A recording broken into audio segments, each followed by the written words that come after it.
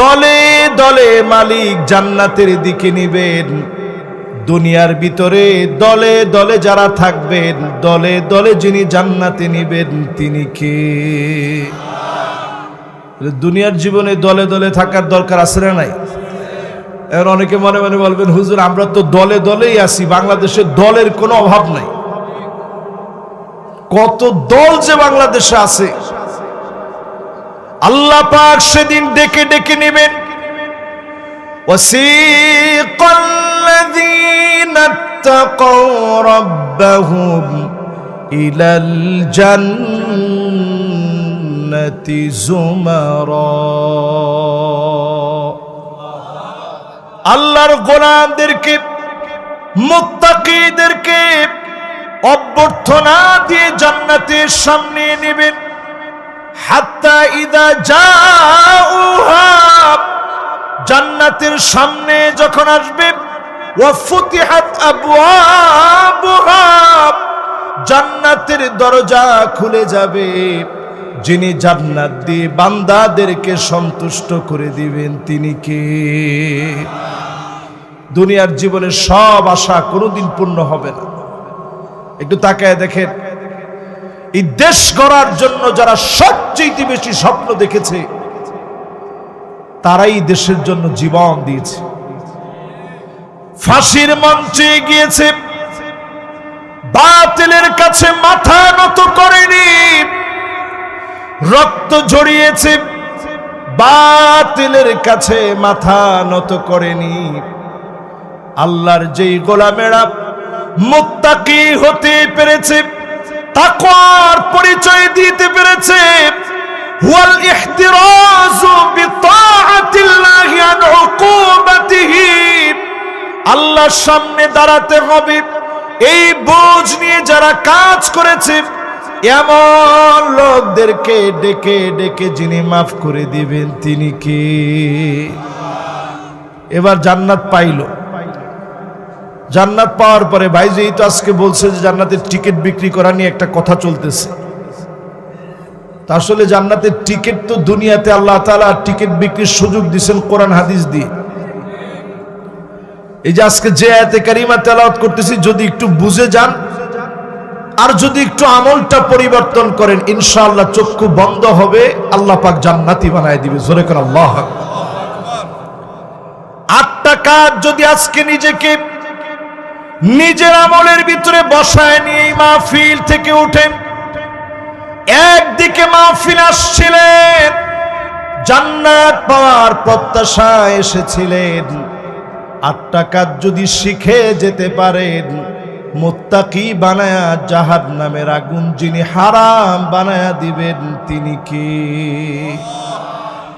1 নম্বরে লাগবে প্রিয় ভাইরা আমার, মান ক্বালা লা ইলাহা ইল্লাল্লাহ খালিসান মিন কলবিহি আও নাফসিহি, মন থেকে যদি কালেমা পড়তে পারেন, কালেমার জন্য পরীক্ষা আসবে, পরীক্ষা দেওয়া লাগবে। এই কালেমার জন্য পরীক্ষা দিয়েছেন, মন থেকে কালেমা পড়েছেন, এমন লোকদেরকে ডেকে ডেকে যিনি জাহান্নামের আগুন হারাম বানায়া জান্নাতি বানায়া দিবেন তিনি কি? 8টার প্রথমটা হচ্ছে মন থেকে কালেমা পড়া লাগবে। জোরে বলেন, কালেমা পড়বেন কেমনে? সবাই বলেন কেমনে? মন থেকে কালেমার দৃষ্টান্ত নেন। হারাম বিন মিলহান নামক সাহাবী নবীজি দাওয়াত দিয়ে পাঠালেন, কাফেরের কাছে গিয়ে দাওয়াত দিলেন, আসলিম তাসলাম, ইসলাম গ্রহণ করো শান্তি পাবা। আচ্ছা, কথাটার ভিতরে দোষের কিছু আছে? এই 100%-এর ভিতরে 3 জন কোন দিকে? মাশাআল্লাহ, একজন বলছে হুজুর 1 নম্বরের দিকে যাওয়ার একটা সম্ভাবনা আছে ইনশাআল্লাহ। এই জন্য আমি বেশি রাত্রে বাবা বসাটা আমার অভ্যাস বিরোধী। ইনশাআল্লাহ এটা প্রত্যেক বছরই বলি যে হার্ড হবে বিষয়টাতে, তো আগে তো অনেকের ক্ষমতার কারণে পারি নাই, এখন তো ক্ষমতা আমাদের হাতে, ইনশাল্লাহ কয় না এরপর এই বিষয়ে চরম হার্ড হতে হবে। মাহফিল এত রাত্রের কাজ না, মাহফিল হতে হবে ব্রেনটা যখন একেবারে পরিষ্কার থাকে তখন আপনি গুনে গুনে মুখস্থ করে নেবেন হুজুর কি ওয়াজ করলো। আর যদি এরকম গভীর রাত করে মাহফিল করেন তাহলে শুধু হুজুরের চিল্লাইতে হবে, তো আপনি নিবেনটা কি? তাহলে এক নম্বরে বলেন জাহান্নাম হারাম করতে হলে কালেমা লাগবে মন থেকে। জোরে কোন কোত্থেকে? হারাম বিন মিলহান তিনি দাঁত নিয়ে গেলেন, কাফিরকে বললেন আসলিম তাসলাম, ইসলাম গ্রহণ করো শান্তি পাবা। দাওয়াত দেওয়া মাত্র তরবারি বের করে ফেলেছে, হারাম বিন মিলহানের মাথার মধ্যে তরবারি দিয়ে আঘাত করে ফেলেছে। বিভক্ত মাথা থেকে অজর দ্বারা রক্ত ঝরছে, খণ্ড বিখণ্ড হয়ে গেছে মাথা। হারাম বিন মিলহান সমস্ত শক্তি দিয়ে আল্লাহকে ডাক দিয়ে সেই মুহূর্তে বললেন ফুস্তু রব্বিল কাবা, ও কাবার মালিক একটা মুহূর্তের জন্য দুশ্চিন্তা নাই। আজকে আমাকে আমার কাছে মনে হচ্ছে রাসূলুল্লাহর দাওয়াত দিতে এসে, কোরআন সুন্নাহর দাওয়াত দিতে এসে আমি হারাম বিন মিলহান বিজয় হয়ে গেলাম। রক্ত জরাকে বিজয় মনে করেছে। আজকে আমরা দেখেছি নোয়াখালীতে যারা রক্ত জড়িয়েছে এই রক্তকে আমরা বিজয় মনে করি, ঠিক কিনা বলেন? তার মানে বোঝা যায় কালেমার জন্য এমন পরীক্ষা যুগে যুগে আসবে। এই পরীক্ষায় যারা টিকে থাকবে তাদেরকে আল্লাহ পাক দুনিয়া আখিরাতে বিজয় দান করবেন, ঠিক কিনা বলেন? দুই নম্বরে আসেন প্রিয় ভাইরা আমার, আল্লাহর হাবিব জানায়া দিলেন 5 ওয়াক্ত নামাজ পড়েন সুন্দর করে ওযু বানায়া, হারামাহুল্লাহু আলাইহিন নার, যিনি জাহান্নামের আগুন হারাম বানায়া দিবেন তিনি কে? এবার একটু চিন্তা করেন, বাংলাদেশে আছেন, আসি আমরা খুব সুন্দর ভালোই আছি। ফিলিস্তিনের দিকে তাকান, যুদ্ধবিরতি তারা বারবার, একবার দুইবার না 15 বার যুদ্ধবিরতি হয়েছে। যুদ্ধবিরতি হয় কয়েকদিন পরে আবার মুসলমানদেরকে মারে, মুসলমান নতুন করে কিছু বাড়িটা ঠিক করে তুলে আবার তারা বোমা মেরে মুসলমানের সেই বাড়ি ধ্বংস করে। যেই জায়গায় বোমা দিয়ে ধ্বংস করা হচ্ছে আকরদারিল মুমিনিন, মুমিনদের এই ঘরগুলো নতুন করে তৈরি হবে, মুমিনরা সুসংগঠিত হবে। এই ফিলিস্তিনকে মুমিনদের চির আবাসস্থল যিনি বানায় দিবেন তিনি কে? একটা মোড় ঘুরতেছে, এই যে সিরিয়ার বিজয় একটা মোড় ঘুরছে, বাংলাদেশে 5ই আগস্টের যে বিজয় নতুন একটা মোড় ঘুরাই দিচ্ছে। দেখেন বাংলাদেশের অল্প পরেই ডিসেম্বরের 8 তারিখে বিজয় হয়েছে সিরিয়ায়, নতুন আরেকটা মোড় তৈরি হয়েছে পৃথিবীতে। সারা দুনিয়ার ভিতরে এখন একটা বিজয় বিজয় টান টান অবস্থা দেখবেন। এর ধারাবাহিকতায় যিনি মুসলমানদেরকে বিজয় দিবেন তিনি কে? এই জন্য মুসলমান নামাজের দিকে আসেন। এই জমিনে 91% বলা হয়, আপনি ধরে নেন 90% মুসলমান। এটা আমরা ছোটবেলায় শুনতাম 95%, কিন্তু হঠাৎ করে কেমনে যেন কমে গেল এই বিগত 16 বছরে। মুখে মুখে বলতে বলতে বলতে বলতে এটা কমে গেছে। এখন খাতা পত্র বইপত্র সব জায়গায় দেখানো হয় যে মুসলমান 91%, কখনো বলে 90%, কখনো বলে 92%, মানে আমাদের কোনো মূল্য নাই। যদি আজকে এই মাহফিল থেকে একটু সিদ্ধান্ত নিয়ে চিন্তা করেন, আজ থেকে 1500 বছর আগে এই পৃথিবীতে মাত্র মানুষ ছিল 2.5 মিলিয়ন। 2.5 মিলিয়নে কত হয়? মাশাআল্লাহ, কে বলছে দেখি? এই একটা লোক মাশাআল্লাহ হিসাবে পাকা, মাশাআল্লাহ, তো মাহফিলের কর্তৃপক্ষ, মাশাআল্লাহ, এই লোকটা হিসাবে পাকা। মাত্র মানুষ ছিল 1450 বছর আগে এই পৃথিবীতে মানুষ ছিল 25 লক্ষ। 1450 বছর আগে কোনো হিসাব কেউ করতে পারে নাই। হিসাব করছে মাত্র 1000 বছর আগে, ধারণা করে বলছে যে তাইলে ওই সময় আরো কিছু ছিল। সব মিলায়া পৃথিবীর জনসংখ্যা এই সময়ে ছিল মাত্র 2.5 মিলিয়ন, আর এখন পৃথিবীর জনসংখ্যা প্রায় 900 কোটির কাছাকাছি। প্রায় 200 কোটি পৃথিবীতে মুসলমান।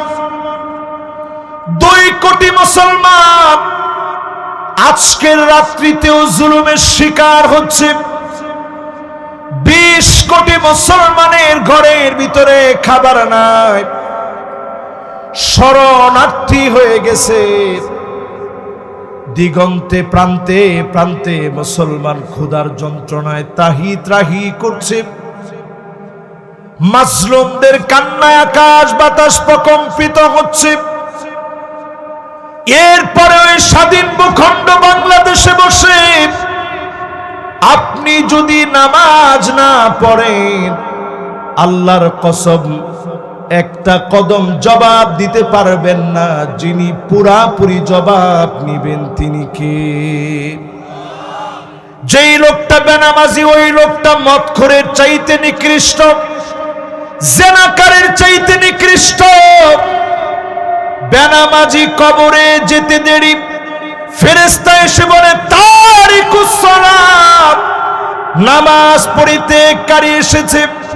একজন আরেকজনকে ডেকে নিয়ে আসে, কবরটা গুটগুটে অন্ধকার হয়ে যায়। চতুর্দিক থেকে আঘাত শুরু হয়ে যাবে। কবরটা এমন গুটগুটে অন্ধকার হয়ে যাবে, লাইসা লাহু নূরুন ওয়ালা বুরহানুন ওয়ালা নাজাহ।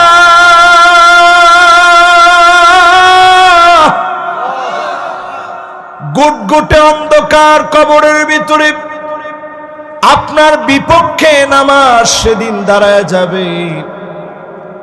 ওয়া কানা মাআ ফিরআউনা ওয়া হামানা ওয়া কারুন ওয়া উবাই বিন খালাফ। দাগি দাগি আসামি ফেরাউন, কারুন, হামান, উবাই বিন খালাফের সঙ্গী হবেন। যিনি চতুর্দিক থেকে পাকড়াও করাবেন তিনি কে? লাম নাকু মিনাল মুসাল্লিন। জাহান্নামে যাওয়ার অনন্য কারণ হবে দুনিয়ার জীবনে নামাজি ছিলেন না। আল্লাহর হাবিব বলে গেলেন, আমার উম্মতের ভিতরে এমন একদল উম্মত আসবে, হাত্তা তুত্তাখাদাল মাসাজিদু তুরুকা, মসজিদের সামনে দিয়ে হেঁটে হেঁটে চলে যাবে, নামাজের জন্য যাবে না। এমন মুসলমান সারা বাংলাদেশে থাকলেও বাগ মারায় না। কি বলেন, আছে? ফজর থেকে নিয়ে ফজর, জোহর, আসর, মাগরিব, এশার এখনো সময় আছে। আচ্ছা ধরেন এই যে ফজর, জোহর, আসর, মাগরিব এবং এশা, এই 5 ওয়াক্ত নামাজ, কেউ হাত উঠায়েন না। 5 ওয়াক্ত নামাজ পড়ছেন, এরকম মুসলমানের সংখ্যা যদি আপনি পার্সেন্টেজ দাঁড় করান, 100 জনের মধ্যে কয়জন হবে?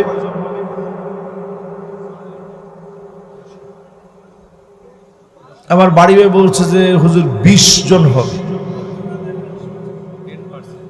উনি যেহেতু আপনাদের জনপ্রতিনিধি, তো উনি আপনাদেরকে খারাপ বলতে চাবে না।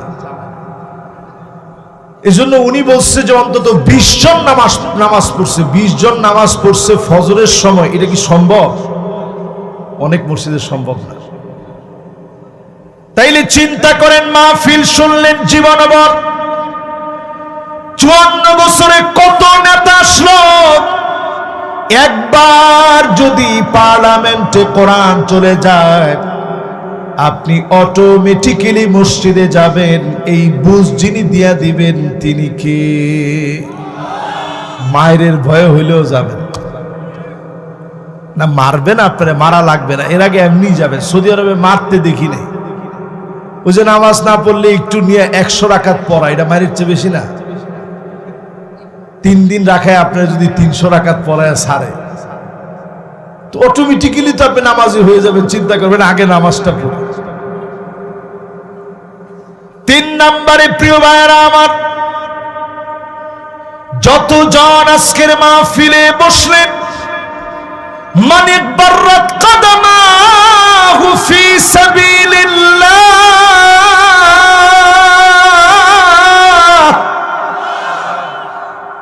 পায়ের ভিতরে দিন কায়েমের জন্য যারা ধুলাবালি লাগালেন, স্পষ্ট সহিহ হাদিস। আপনারা কেউ আবার আমার অন্য কিছু মনে করেন না। পায়ের ভিতরে ধুলাবালি লাগানোর অর্থ কি? না কি অর্থ কি? পায়ের ভিতরে ধুলাবালি যে লাগালেন, দিন কায়েমের তরে মানুষের জন্য কাজ করতে গিয়ে পায়ের ভিতরে ধুলি বালি লাগানোর অর্থ হলো, সামান্য সময় যদি দিন কায়েমের জন্য দেন, হারামাহুল্লাহু আলাইহিন নার, এমন মানুষের জন্য যিনি জাহান্নামের আগুন হারাম বানায় দিবেন তিনি কে? খুশি না বেজার? এবার একটু চিন্তা করেন, যারাই দিন কায়েমের জন্য একটু সময় দিয়েছেন,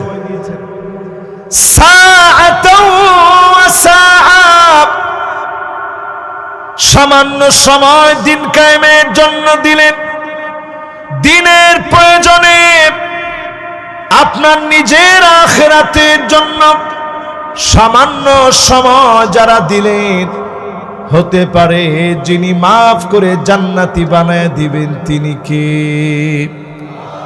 তাহলে জান্নাতের টিকিট বিক্রি হচ্ছে তো কোরআন হাদিস থেকে। এবার 4 নম্বরে আসেন প্রিয় ভাইরা আমার, মান শাবা শাইবাতান ফিল ইসলাম, আপনার চুল পেকে গেছে দিনের কাজ করতে করতে। আপনি চিন্তা করেন কি হাদিস রাসূল বলে গেছে।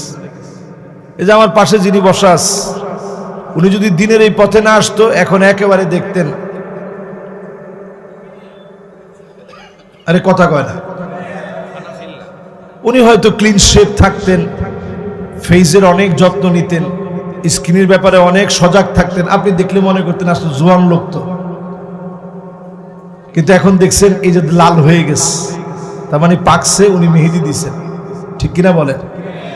এবার হাদিস দিয়ে মিলান, মান শাবা শাইবাতান ফিল ইসলাম, দ্বীনের জন্য, ইসলামের জন্য আপনি যদি দাড়িগুলো পাকিয়ে ফেলেন, আমার প্রিয় আল্লামা দেলোয়ার হোসেন সাইদি রহমাতুল্লাহ আলাইহি হার্টের ভিতরে 5টা রিং লাগিয়েছে।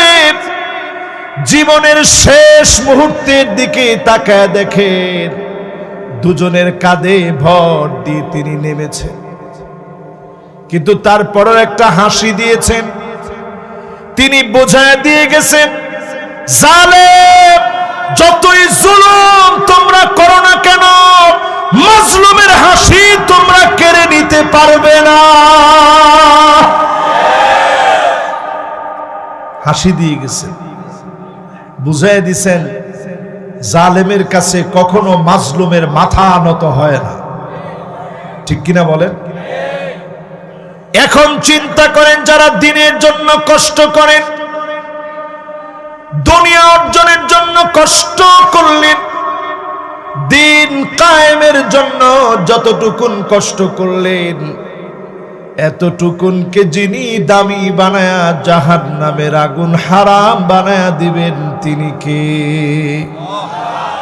বলেন তো কয় নাম্বার শেষ? 4। এই 4টা কি আপনারা বলতে পারবেন? একটু দেখি তো 1 নাম্বারটা কি মনে আছে? লিল্লাহে তাকবীর। এই যে ওয়াজ এরকম একটু মনে রাখতে হবে, তাহলে কাজে লাগবে। 2 নাম্বার কি? মাশাআল্লাহ, ওয়াক্ত মতো সময় মতো সুন্দর করে ওযু বানায়। আমাদের দেশের অধিকাংশ লোক আমরা এখনো ওযুটাও শিখি নাই। যেমন এখানেই যদি জিজ্ঞাসা করি নাকের ভিতরে পানি দেন কেমনে, অনেকে বলবে হুজুর এমনি। নাকের ভিতরে পানি দিবেন, হাতের ভিতরে পানি নিবেন, ইস্তিনশাক হালকা করে একটু টান দিবেন, আবার বেশি জোরে টান দিবেন না, তাহলে কইবেন হুজুরের ওয়াশটা করলো কি। হালকা করে টান দিবেন, এই নরম হাড় পর্যন্ত নিবেন। এরপরে ইস্তিনসার, আরেকটা হাতে নাকটাকে ঝাড়বেন। এটা হচ্ছে পানি দেওয়ার নিয়ম। হাত এটা ধৌত করবেন 3 বার, এটা ধৌত করবেন 3 বার। আমরা কলের নিচে পানি অটোমেটিক পেয়ে যেভাবে ধুইতে থাকি, পা 3 বার ধৌত করা লাগে, এটা অনেকে জানি না। এই সুন্দর করে ওযু বানায় নামাজ পড়বেন। 3 নাম্বারটা কি? মাশাআল্লাহ, দিন কায়েমের পথে পায়ের ভিতরে ধুলা লাগানো। যেখানে প্রয়োজন ধুলা লাগাবেন, যেখানে প্রয়োজন আপনি রক্ত দিবেন, দিনের জন্য জীবন বাজি রেখে আল্লাহর জমিনে দিন কায়েমের চেষ্টা করা লাগবে, ঠিক কিনা বলে? 4 নাম্বারটা জানি কি? দিনের জন্য চুল পেকে গেছে, দাড়ি পেকে গেছে, এটা দ্বারা বুঝাইছে দিনের জন্য কষ্ট করবে। এরপরে আমার ভাইয়েরা 5 নাম্বারে আইনান লা তামাসসুহুমান নার, 2টা চোখ আল্লাহর কাছে বড় দামি হয়ে যাবে। আইনান বাকাত মিন খাশিয়াতিল্লাহ, আইনুন বাকাত মিন খাশিয়াতিল্লাহ, যেই চোখ আল্লাহর জন্য কাঁদবে, চোখের পানিগুলো গড়িয়ে গড়িয়ে পড়বে।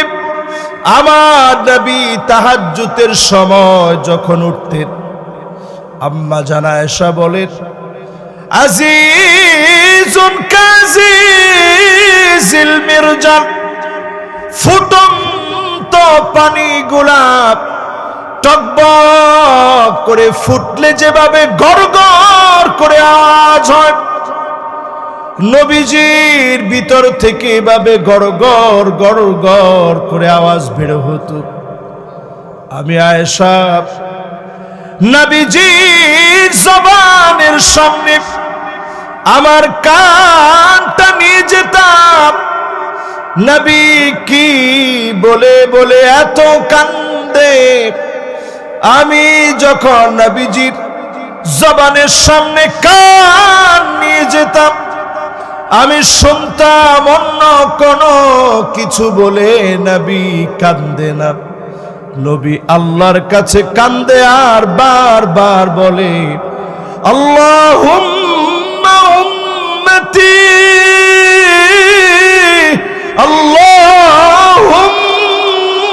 আল্লাহুম্মা উম্মতি,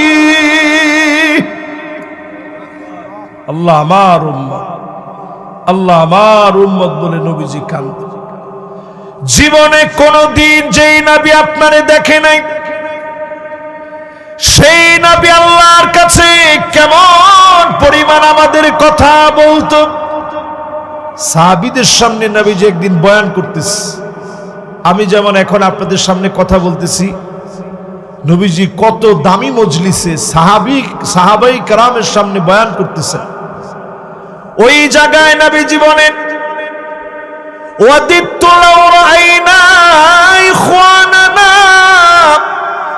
আমার মন বড় চায় এক নজর যদি আমার ভাইগুলাকে দেখতে পেতাম। সাহাবীরা প্রশ্ন করছে, নবী আমরা কি আপনার ভাই নই? যেই সাহাবীরা নবীর জন্য জীবন দিতে পারে, একটা সেকেন্ড দেরি করে না, কলিজা কেটে দিতে পারে নবীজির জন্য, সেই সাহাবীরা কয়, নবী আমরা কি আপনার ভাই না? নবীজি বলেন, না তোমরা আমার ভাই না, আমার ভাই হবে তারা মান আমানা বি ওয়া লাম ইয়ারানি, জীবনে কোনদিন যারা আমারে দেখে নাই, না দেখে যারা ঈমান আনবে তারা হবে আমার ভাই, যারা অনেক পরে আসবে। আজকের মাহফিলে মিলে নেন, আপনি নবীর ভাই, নবীজি বলেছে আপনি নবীর ভাই। স্বাভাবিক আমরা মাহফিল করতে আসলে সবাই আমাদেরকে হুজুর বলে, দুই একজন যদি কেউ ভাই বলেও ফেলে, কর্তৃপক্ষের লোকের এরকম বড় বড় চোখ করে তাকায়, কিরে এত বড় বক্তা ঢাকা থেকে আনছি, ভাই বললেন কেন? অথচ নবীজি আমাদেরকে পরিচয় দিচ্ছে, নবী আমাদের ভাই। জোরে কোন আল্লাহু আকবার। একেবারে সহিহ হাদিসের বক্তব্য, নবীজি বলতেছে, আমি যদি আমার ভাইগুলারে দেখতে পেতাম। বলেন তো ভাই বলে নবীজি কাদের কথা বলে? জান্নাতের ভিতরে নবীজি ঢুকবে, ডাক দিয়ে বলবে, আল্লাহ হাত্তা তাদখুলা উম্মতি, অন্য কোন নবীর উম্মত আগে যেন জান্নাতে যেতে না পারে, আগে যেন আমার গুনাহগার উম্মত গুলা আগে আসে, এরপরে অন্য সব নবীর উম্মতেরা আসবে। আল্লাহর জান্নাতের ভিতরে 120টা কাতার হবে, সামানুনা মিন উম্মতি, আমার নবীর উম্মতদের আল্লাহর জান্নাতের 80 কাতার যিনি পূর্ণ করে দিবেন তিনি কে? খুশি না বেজার? সব নবীর চাইতে আমার নবীর উম্মত জান্নাতে বেশি হবে। নবীজি গর্ব করে বলবে, ইন্নী মুকাসিরু বিকুমুল উমাম, আজকে সবচেয়ে বেশি আমার উম্মত। জোরে কোন আল্লাহু আকবার। তাহলে কয় নম্বরে আছেন? খেলা আছে। 5 নম্বরে বলতেছিলাম চোখ দিয়ে পানি ঝরবে, কার জন্য? আরেকটা চোখ আল্লাহর কাছে দামি হবে। 5 নম্বরের দ্বিতীয় অংশ, আইনুন বাতাত তাহরুসু ফি সাবিলিল্লাহ, যেই চোখ আল্লাহর জমিন পাহারা দিবে, যেই চোখ জমিনের মানুষের নিরাপত্তা দিবে, যারা তাহাজ্জুদের সময়ে উঠে মানুষের জন্য যারা নিরাপত্তার চাদর বেষ্টিত করে দেওয়ার জন্য মালিকের কাছে বলেন, এমন গোলামেরা মালিকের কাছে দামি। আমার পুলিশ, আমার র্যাব, আমার সেনাবাহিনী, বর্ডার গার্ড, আনসার সহ এই মানুষগুলো যদি জনতার পক্ষে কাজ করে, তাদের চোখগুলো আল্লাহর কাছে দামি হয়ে যাবে। ঠিক কিনা বলেন? আর যদি জনগণের বিপক্ষে যায়, 5 তারিখের জন্য সবচেয়ে বড় নমুনা। কি অবস্থা হয়েছিল খেলাছে আপনাদের? প্রত্যেকটা থানাকে মানুষ মনে করেছিল এক একটা ফুটবল খেলার মাঠ, যে যেখান থেকে পেয়েছে ওইখান থেকে লাথি মেরে নিজের স্বাদ আর সাধন করেছে। ঠিক কিনা বলে? তার মানে বোঝা যায় এই চোখগুলারে কাজে লাগানো দরকার। দুনিয়াতে বেশি দিন সময় মুসলমানদের বাকি নাই, আমার হাতেও সময় তেমন বাকি নেই। তাহলে আমরা কয় নম্বরে জানি আসি? 5 নাম্বার শেষ, এবার 6 নাম্বারে আমরা প্রবেশ করব। 6 নম্বরে প্রিয় ভাইরা আমার, মান দাফানা সালাসা মিনাল ওয়ালাদ হারামাহুল্লাহু আলাইহিন নার, যে আল্লাহর বান্দার 3 জন সন্তান শহীদ হয়ে গেছে, দুনিয়া থেকে চলে গেছে। বাপ বুকের ভিতরে পাথর নিয়ে সহ্য করেছে, ধৈর্য ধারণ করেছে। এমন বাপ আর মায়ের জন্য যিনি জাহান্নামের আগুন হারাম বানায় দিবেন তিনি কে? আমাদের দেশে এরকম ঘটনা ঘটছে না ভাই? সাতক্ষীরার দিকে তাকায় দেখেন, এক পরিবারের 3 জন শহীদ হয়েছে, এরকম বহু পরিবার আছে। শুধু সাতক্ষীরা বলবো কেন, বাংলাদেশের বহু জায়গায়, রাজশাহীতে এরকম আছে না? একাধিক আছে।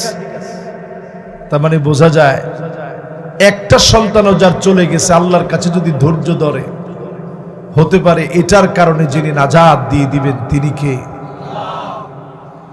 এরপরে প্রিয় ভাইয়েরা আমার, ফিলিস্তিনের দিকে একটু আবার নজর দেন। এমনও বাপ দেখছি 3 জন সন্তান মারা গেছে, চকলেট বিতরণ করতেছে।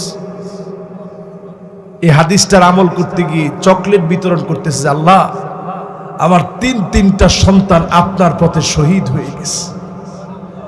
আয় আল্লাহ, আমার কোনো অভিযোগ নাই, আমার কোনো কথা নাই। বাপ সন্তানদের জন্য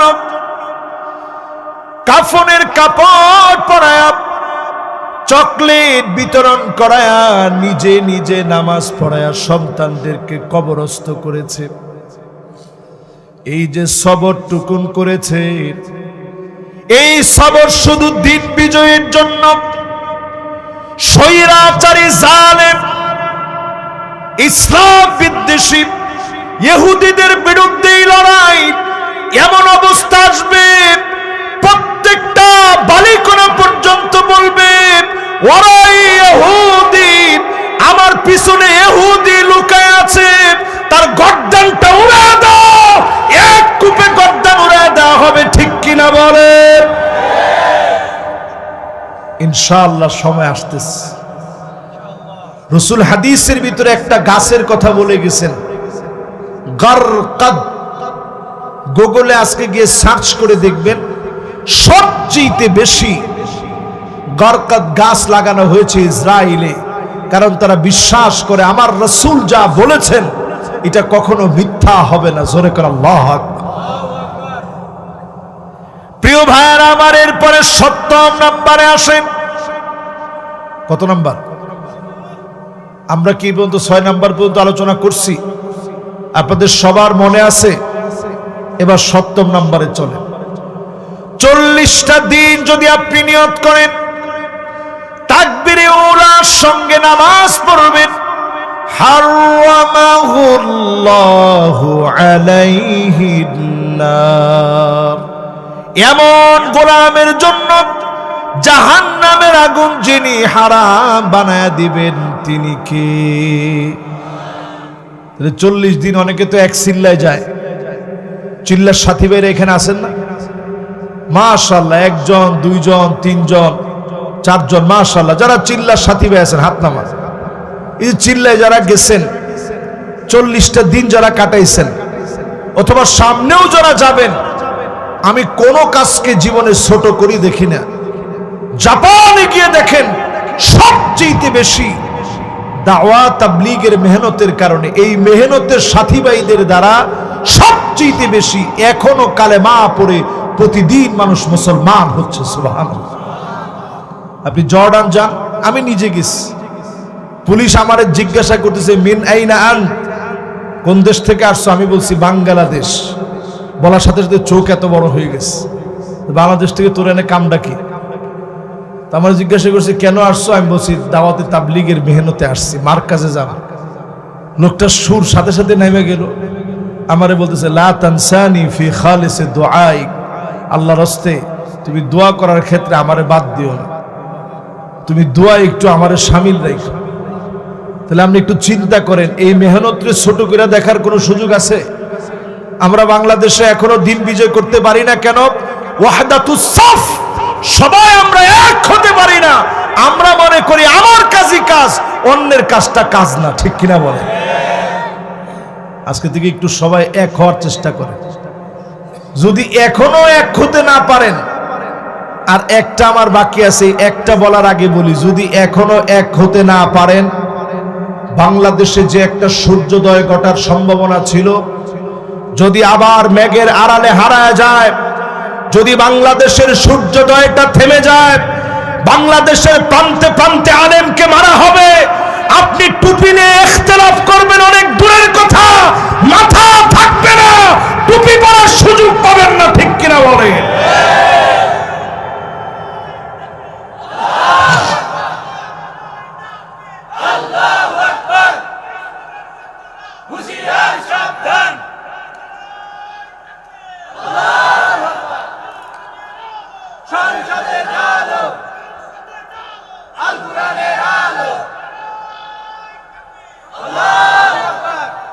মাশাআল্লাহ, ডাইরেক্ট সংসদ পর্যন্ত গেছেন তো, আলহামদুলিল্লাহ। আমরা অনেকে এখনো চাই যে ঘরে ঘরে জ্বালাইতে, আমারও কোনো আপত্তি নেই, ঘরে তো জ্বলবেই, কিন্তু সংসদে জ্বললে আপনারা তো জ্বালা কিসের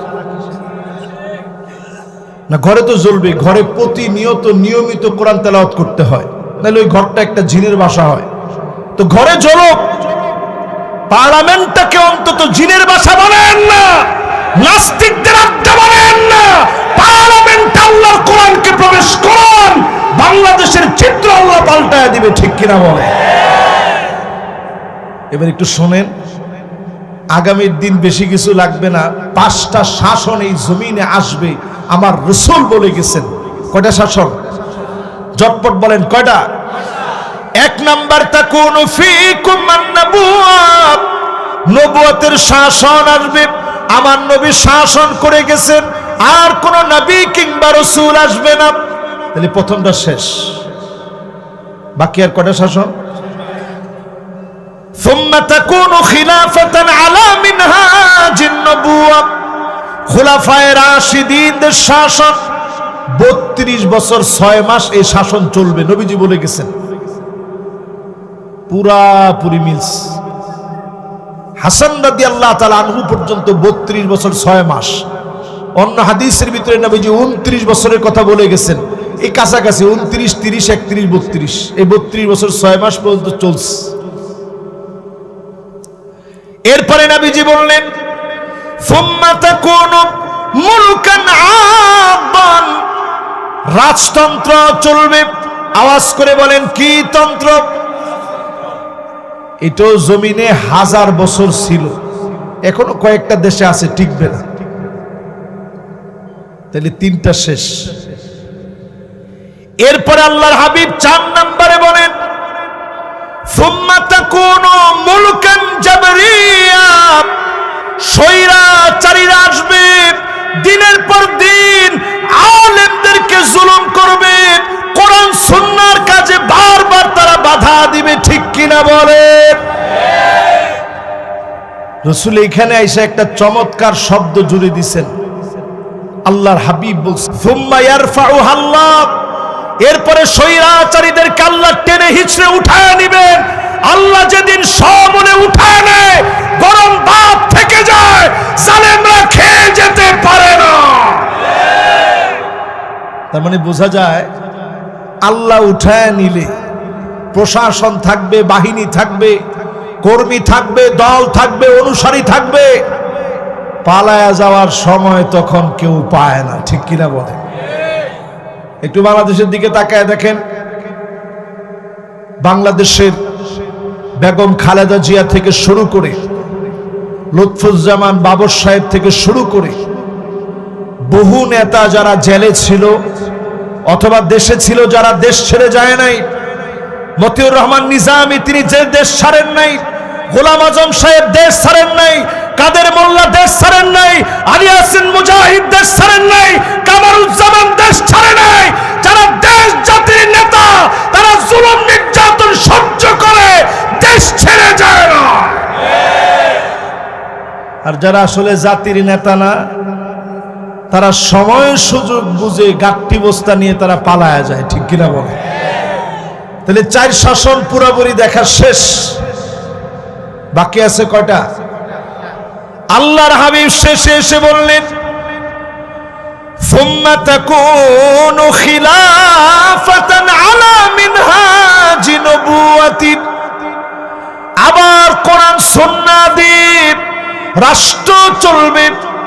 আজকে যদি ইখতিলাফ বন্ধ করে মতানৈক্য বাদ দিয়ে ইসলামপন্থীরা একত্রিত হয়ে কোরআন সুন্নাহর ভিত্তিতে যদি রাষ্ট্র পরিচালনা করেন, অবশ্যই বাংলাদেশকে যিনি সিঙ্গাপুরের চাইতে উন্নত বানায় দিবেন তিনি কে? 10 টাকা সের চাল কথা দিয়ে কেউ খাওয়াতে পারে না, কিন্তু আপনি কোরআন সুন্নাহ দিয়ে যদি রাষ্ট্র পরিচালনা করেন, আগামী 4 বছরের আগে বাংলাদেশে কোনো বেকার থাকবে না, বেকার সমস্যা নিরসন হবে ইনশাআল্লাহ। আমি মাইকে বলে গেলাম আজকে, এই যে এতগুলো ক্যামেরা রেকর্ড হয়ে আছে, যদি আল্লাহ কোনোদিন সে সুদিন দেন আপনারা দেখবেন নিশ্চয়ই ইনশাআল্লাহ বলেন। তাহলে এখন এই শব্দ বলে রাসূল কি বললেন? ফুম্মা সাকাত, জালেমদেরকে উঠায় নেওয়ার পর আল্লাহ পাক কোরআন সুন্নাহর একটা বিচার দিবেন। নবীজি এটা বলে চুপ হয়ে গেলেন, অচিরেই সেই বিচার আসবে ইনশাআল্লাহ বলেন। এবার আসেন, যদি ভুল করেন এবারও কি পাবেন? হাদিস থেকে শুনেন, এই শেষ কথা। কষ্ট হচ্ছে আপনাদের? এই শেষ কথা বলি, যদি ভুল করেন তাহলে কি কি পাবেন? 1 নম্বরে পাবেন ইমারাতুস সুফাহা, নির্বোধদের হাতে ক্ষমতা চলে যাবে, যেমন ছিল ঠিক তেমনই আবার হবে, ঠিক কিনা বলেন? এটা তো আমার শব্দ না। সুফাহা মানে নির্বোধ, ইমারা মানে নেতৃত্ব। এটা সবাই বুঝে, এই আরবি বুঝে না এরকম লোক এখানে কম আছে। ইমারাতুস সুফাহা, রাসূল বলছেন সুফাহাদের নেতৃত্ব চলবে, যারা নির্বোধ, কোরআন সুন্নাহ জানে না, তাদের নেতৃত্ব চলে আসবে। ওই নেতৃত্ব যদি দেখতে চান আপনারা দেখেন। চান? 2 নাম্বার কাসরাতুস শর্ত, নতুন নতুন শর্ত দেওয়া হবে। আগে যেভাবে রাজাকার বলতো, নতুন করে মৌলবাদ মুসলমান শুনতে চায় না, ঠিক কিনা বলেন? 3 নাম্বার কি পাবেন রাসূল বলছে শুনেন, বিয়াউল হুকম মানে টাকার বিনিময়ে আইন আদালত বিক্রি হবে। জায়গায় জায়গায় নতুন নতুন নামে বেনামে মামলা হবে। কি ঠিক? আরে কেউ কিছু কয় না, ঠিক নেই? বিয়াউল হুকম, টাকার বিনিময়ে হুকুম বিক্রি হবে। এই দৃশ্য কি বাংলাদেশের লোক দেখার জন্য এতগুলো মানুষ মারা গেল? এরপরে 4 নম্বরে নবীজি বলছেন সবচেয়ে ভয়ঙ্কর কথা, ইস্তিগফাফাম বিদ্দাম, দেশের ভিতরে গৃহযুদ্ধ লাগবে। না না না, এখনো লাগে যায় না, কি কর না কর, তবে গৃহযুদ্ধের দিকে দেশকে যদি আগাতে না চান, অনতি বিলম্বে ইসলাম পন্থী সব শক্তি একত্রিত হওয়া লাগবে, ঠিক কিনা বলে?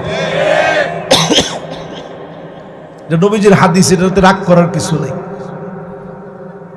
হ্যাঁ, কি করা লাগবে? মাশাআল্লাহ, ইসলামপন্থীরা সব এক হওয়া লাগবে। আমার আহলে হাদিসের ভাইয়েরাও এক হওয়া লাগবে। দাড়ি টুপিওয়ালা সবাই এক হওয়া লাগবে, ঠিক কিনা বলেন?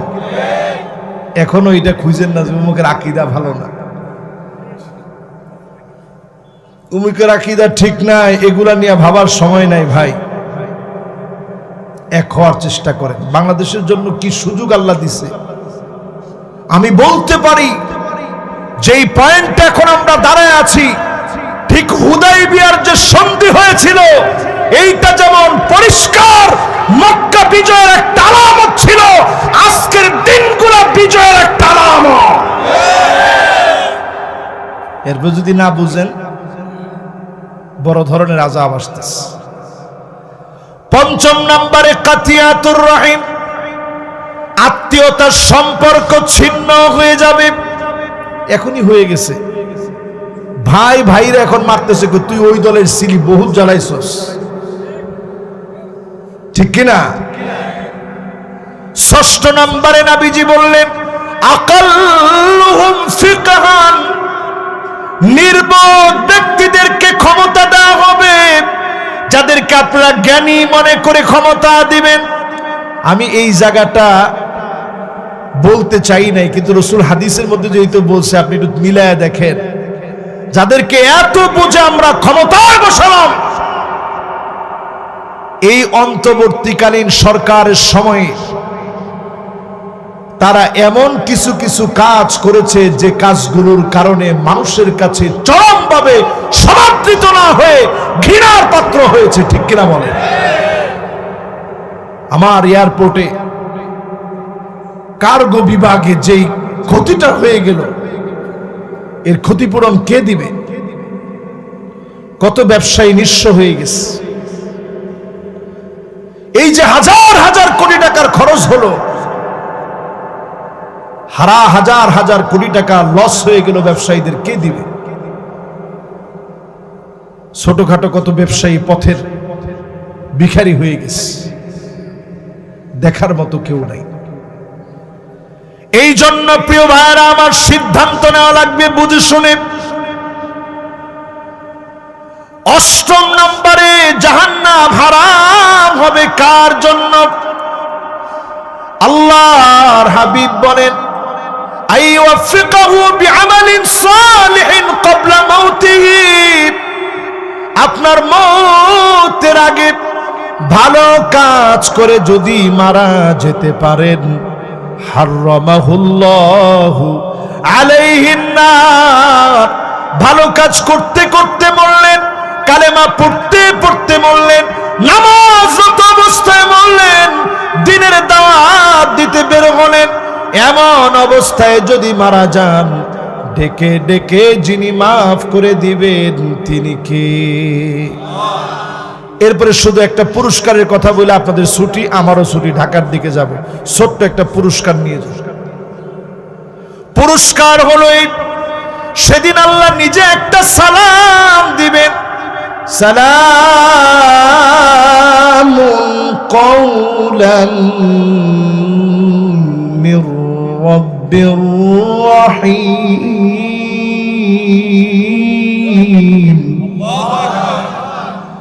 সব জান্নাতীরা উপরের দিকে তাকাবে, আহ, মাওলায়ে আজিমের সালাম, সবাই উপরের দিকে তাকাবে। আল্লাহ ওই মুহূর্তে একটা ডাক দিবেন, ডাক দিয়ে বলবে, ওয়ামতাজুল ইয়াওমা আইয়ুহাল মুজরিমুন।